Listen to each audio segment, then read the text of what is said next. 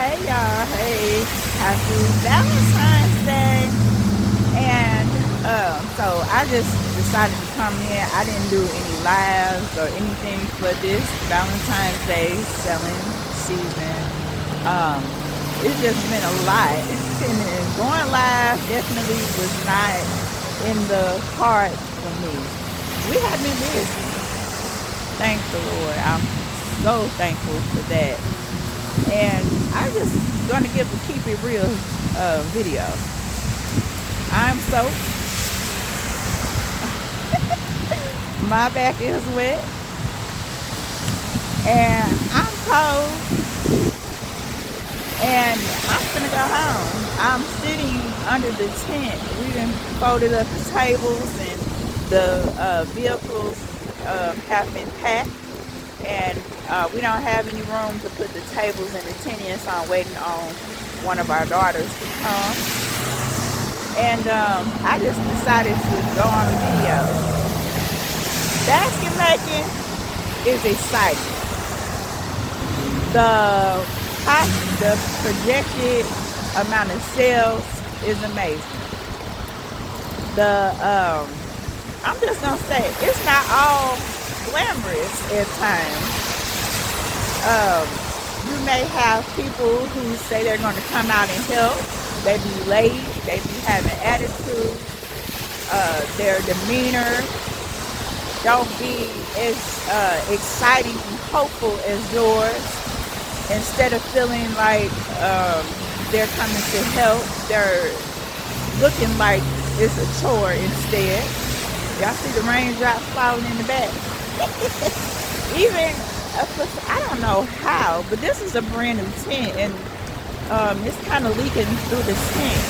The wind had picked up, so it's blowing the rain inside. Even though we did have the shower curtain liners around, somehow water was still getting inside the tent. But listen, I'm not really complaining. I'm really thankful. We made some money. We made money.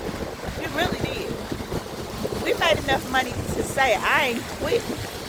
I ain't giving up. It was not a glamorous situation. So we're gonna recap. I believe I started on Sunday. Yeah, I went out and I sold on Sunday, but the location that I go, I hope y'all can hear me because it's really loud. I'm on a really busy street. So now let me tell y'all, I do have my trunk up. So when people pull up and they curious and want to know what's happening, y'all can go ahead and let's see what we got in the trunk that we can pull on out for you to get. But anyway, so the location where I usually sell at, it was piled up with snow. So it would have been an unlikely situation for us to set up, and the customers would have to climb over that pile of snow to look at the table, because I didn't want to put the table into the actual parking spot. I didn't want to do that. So I went to another location next to a food truck, and we were out there for about 2 hours, I believe. And I made 3 sales that day. And they were good. I ain't complain because it was a days of work in my 9 to 5, so it was pretty good. And so my daughter just came in. I don't know what was her point of blowing the dang on horn. I see you, girl. Anyway, so the last customer that I had, he pulled in, and it was so annoying that every single thing that was pointed out, he pointed, oh, that's nice, that's nice, that's nice. But his fiance didn't like this, she didn't like that, she didn't like this, she didn't like that. I mean, swear, it made me feel like we were singing a Lil Wayne song. So after all of that, I said, well, We buy a food truck. Mom just going to buy her a plate. The food truck was a barbecue truck. She don't like barbecue. Boy, if you don't get out my face. Anyway, so we were done with that. So my next day time that I was able to go out was, I believe, was on a Thursday, if I'm not mistaken. I can't remember. Days be going together for me. It was on a Thursday. Get out there. We are doing wonderful. We are doing wonderfully. Y'all can stop putting the tables in there. We are doing wonderfully. And here comes city code. See, it was like, you are not able to set up without a permit or whatever, blah, blah. But you can go across the street. And I didn't want to go across the street because there is a fellow basket maker there's across the street. And plus, it was kind of weird on how the setup was going to be. So I did not want to do that. So I had to brainstorm. And then here it comes to the honest conversation. Speaking with another basket maker in our area had gave me a suggestion on where I can go. Well, I did go to the place she told me to ask, and for some reason that conversation did not go well with the person. And she was like, go back up there. You need to talk to the owner instead. And I'm like, well, the owner went there. She was like, well, call him. Girl, I need you to hold my hand. I'm gonna be honest.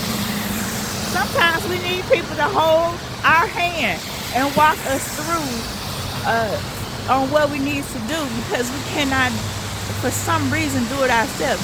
And let me tell you, it's true, because that is what I do for my 9 to 5. I am an advocate, and I help the insurance holders and the people who have insurance I advocate for them to get prior authorizations. Their doctor ain't sending the right stuff, or the bills are being, the claims are being sent in, and the doctors are putting the wrong diagnosis codes that are excluded on their plan. Like, no, can you change what they really went in for this?